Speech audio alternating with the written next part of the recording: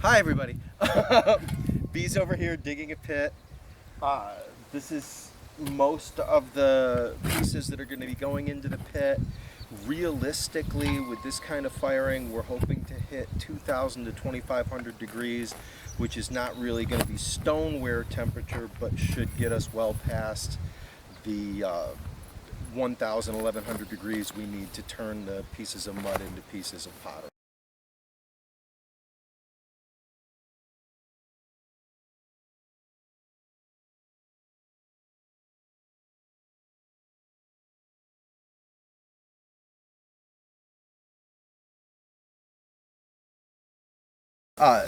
I didn't use glaze on any of these. They make low fire glaze, and I could have probably used that. But that stuff wasn't invented until way later than this technique that we're using. So what I did for the insides of a lot of these is terra sigillata, which is this. It's a refined slip. Mix up a slip like you would for slip casting, anything like that. Let it sit for about 20 hours. Scoop the water off the top and then scoop out into a separate container the middle layer and leave the grog and the large particles, and that's going to be thrown away or added to different clay later. And then you mix more water in with it, and some sort of water softener is recommended. I used Calgon. And mix it up again, let it sit for another 24 hours, get rid of the water, scoop out the middle part, and then you just sort of let it sit until it's a consistency that you want. I like melted ice cream. And I have a piece of undone greenware over here if you wanted to see what that looked like. A lot like you would do with regular glaze. You just sort of brush this on. You can dip it. I brushed it on, all of the pieces. And you sort of wait for it to set up and, you know, dry a little bit, be absorbed in, which shouldn't take long out here. And then you just sort of polish it with your fingertip, with a piece of silk I used on some of them.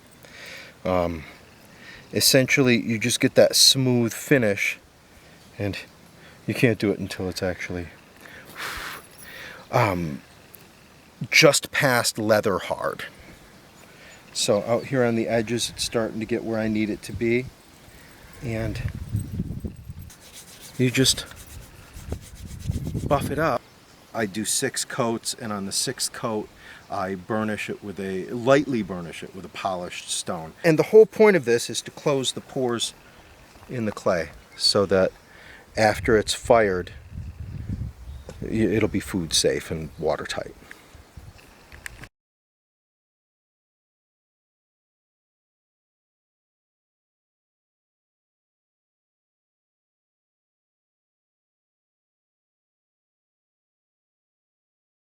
Using 2 different clay bodies in this firing, and I've only ever fired it in an electric kiln before. And doing that, you know, we went up to cone 6. I didn't do a bisque firing, we just did a single firing. And the lighter colored clay, which is like in this piece, but then it is coated in the darker colored slip, but the lighter colored clay body, I was losing about 7 to 8% overall in size after the firing. The darker colored clay, like this, we really only lost maybe 2% in size. So doing the pit firing again, we're not going to be to cone 6. Cone 6, 3,200 blah blah blah degrees. We're going to be between 2,000 and 2,500. I don't know what that's going to do to shrinkage. I don't know how much we're going to lose in size.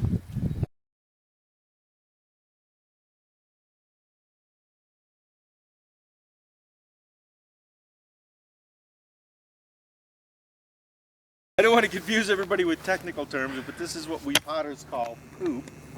And yeah, we're going to put a thin layer of clay down when we get to depth, and then a layer of this gorgeous high quality brown gold. This Ew. poop, dude, I'm not touching this it. is some sweet poop. That poop is older than you are, by the way. Me? Yeah. God. And this, Lauren, that means you're a baby by comparison to poop. you know, I'm going to reiterate this several times during this project. This is a complete experiment. I have never done this, but everything I've read says that this kind of fuel is what's going to give us these dark browns and blacks on the pots, because this is going to cook after we cover that up. It's going to keep the temperature high, and it's going to help us create a reduction atmosphere.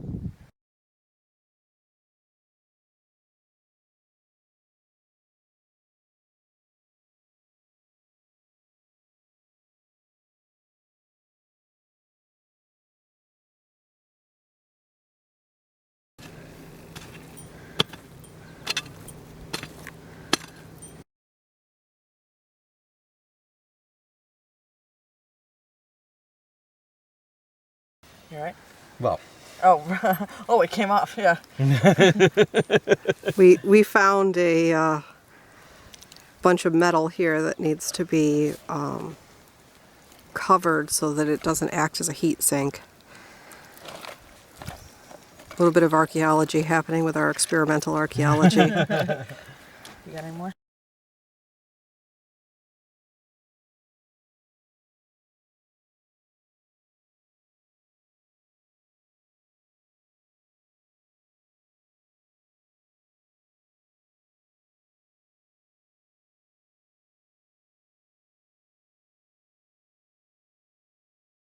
the charcoal is just sort of a way to ensure that we have a slow burning bed on the bottom.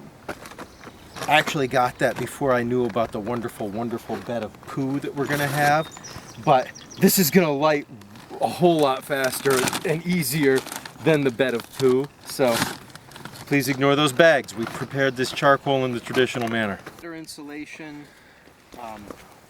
I don't know if it's actually going to do anything. We encountered so much clay here in the digging thing that this is almost a redundancy at this point. But it also creates a nice bed for it. And it cleaned out a big pile of greenware that I didn't know what I was going to do with.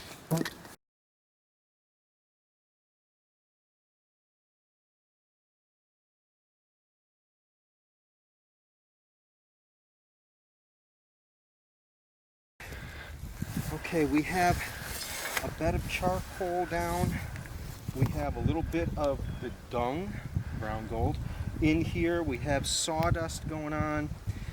We're filling the pots. Some of them we're filling with our nice dry dung. Some of them we're filling with our nice dry sawdust.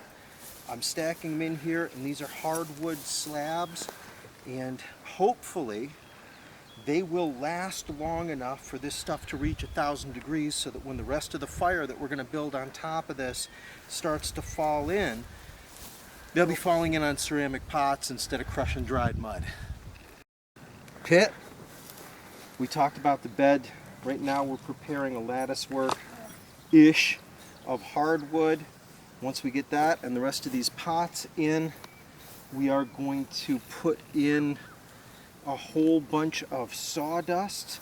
Hopefully that's going to act as a cushion. On top of the sawdust, we're going to put the rest of our pile of nice dry manure. That's going to further cushion stuff and also be another nice hot burning, slow burning layer. Then it's hardwood, fire, magic time.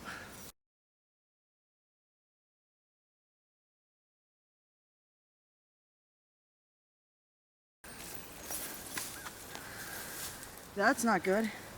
No, see, I'm glad we didn't just dump that. Found this saw blade. I'm glad I found it slowly and not with my wild hand.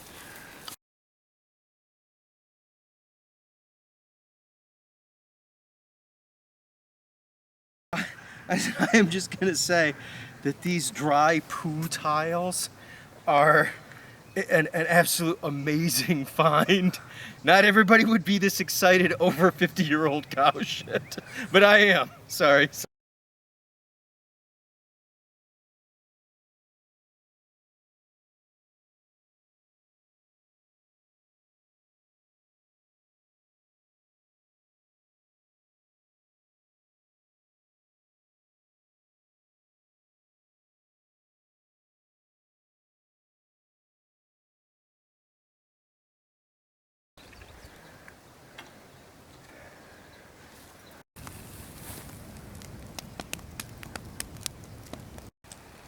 frankly think anything that's going to happen has happened. As far as whether or not we hit 1,000 degrees, I think we did. Burn my beautiful poop. Show where you got to before. That's about as far as you can get in Yeah, this oh my god. without getting really singed. That is intense. Holy crap. Yeah, it is hot. It's been a warm day, man. All right. Fire has died down. It's still pretty intense, but we've reached a point now where we're starting to see a couple pieces of pottery. We're seeing the rims peeking out from the ashes. We've been consuming fuel for several hours now. I am pretty confident that we've hit at least ceramic. I don't think we hit stone. I know we didn't hit stoneware, but the goal was to go from mud to ceramic, and we've certainly done that. Sometime in the next 2 hours, we are going to throw another load of magic poop on, and then we're going to cover it up with dirt to create a reduction atmosphere, and we'll be back in a couple days to see what we hit. Down slowly allows it to temper. It's like an annealing process. You know, if you like glass blowers, they put their stuff back in an oven after they do it. Hey, from my perspective, thinking about the physicality of what we did to make this work, the next time, no matter what the results are this time, the next time I would probably do fewer pieces so that when we're building the fire on top of them, when we're stacking the wood, we can reach everything without crawling into the pit. And then we don't also have to worry about it And later if we getting do on add fuel, we're not leaning over a raging fire to add fuel to the middle. You can sort of and place it as opposed to throw a log or something like that. That having been said, I don't think we would reach the temperatures we reach with a smaller fire. So the examples I have researched, and by that I mean watched YouTube videos, Or asking. they say it's time to cover it up when you start seeing the majority of your pots peeking out from the embers and stuff like that. And while we don't see the majority of them yet, you know, an hour ago we saw one. And now we see 1, 2, 3, 4, 5, 6. So our fuel, you know, we're losing, our fuel's being used up. Once we can, boy, look at that, though, still rocking and rolling. Once the fuel is consumed, it's time to throw on that layer of manure and cover it up and get the reduction going.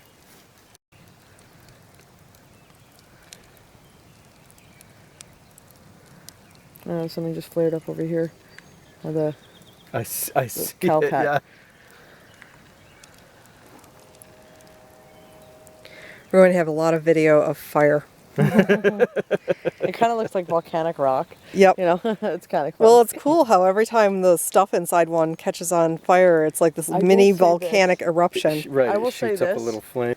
I don't know what's going on over here, but these are, there's another one exposed right here. There's a cow pie sitting on top Right of on it. top of it. That's the one that I've been looking at for a while, and I think it's okay. That's the stuff that's theoretically supposed to give us the patterns and the colors that you can only get like this. Yeah. You know, they say the flames paint the pots. If any of them survive, they'll be really groovy. Yeah. We'll know in a few days. But look at that. It's like I want to cover it up, But you don't. but at the same time, I don't want to stop it. Yeah.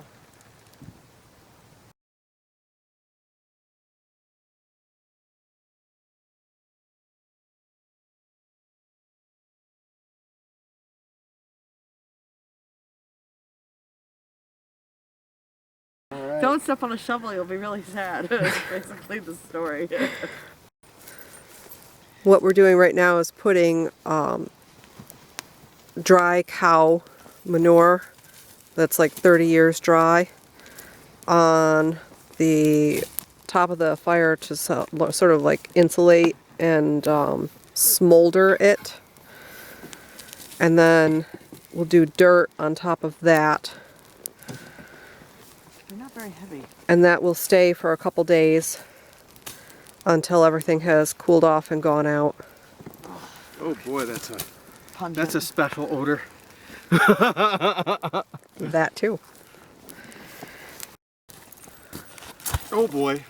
Well, Well, that was on the broken one. It's fine. well. We'll find out.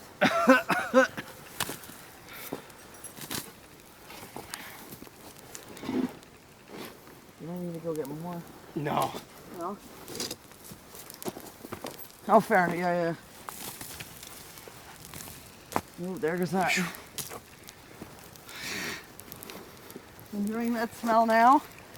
Even after 30 years. This is not something you want to roast marshmallows on.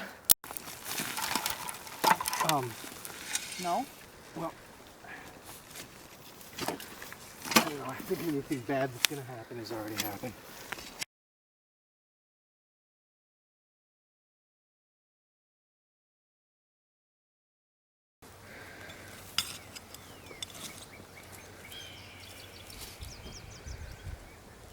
Just digging a test hole. Hey, look. Gross.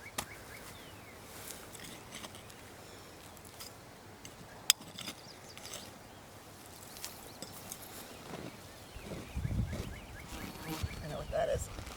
Ooh, it's still warm. Another cow patty. Yeah. Is it still warm? How warm? Not very. I'll take my glove off. It's warm. I have our first pot. The broken one? Yes. Would you like it? Pull it out, yeah. Ooh. Boy. Came out nice. Well, May I? I mean, aside other than being broken, This is our. how warm is it? Would you like to feel? Warm. It's like if I left a coffee in it.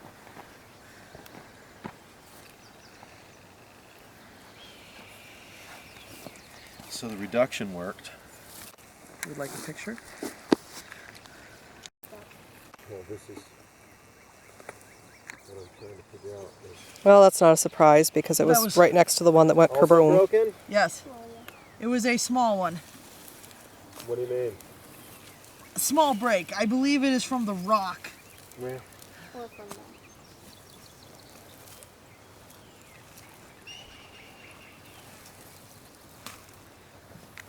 Currently, I am trying to.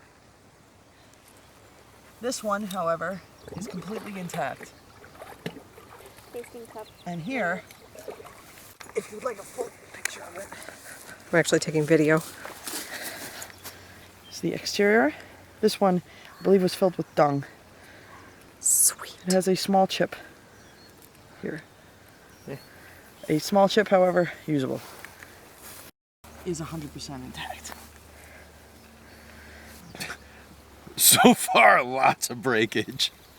But what worked is we definitely have ceramic and we definitely have a successful reduction fire, and all the black and white, yeah.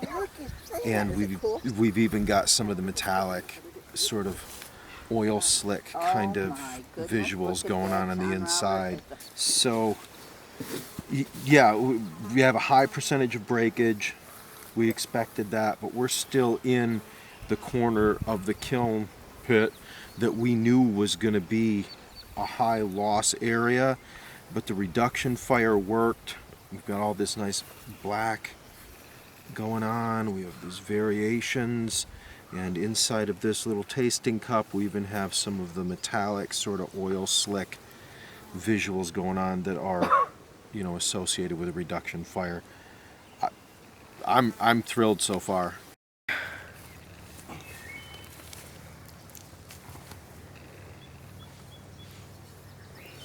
Intact. This is groovy because at the very end of the throwing part of the project I got distracted by a picture of a recreated Roman bedroom. On a little wooden table there was a stack of little ceramic bowls, and that inspired me to do 5 little bowls.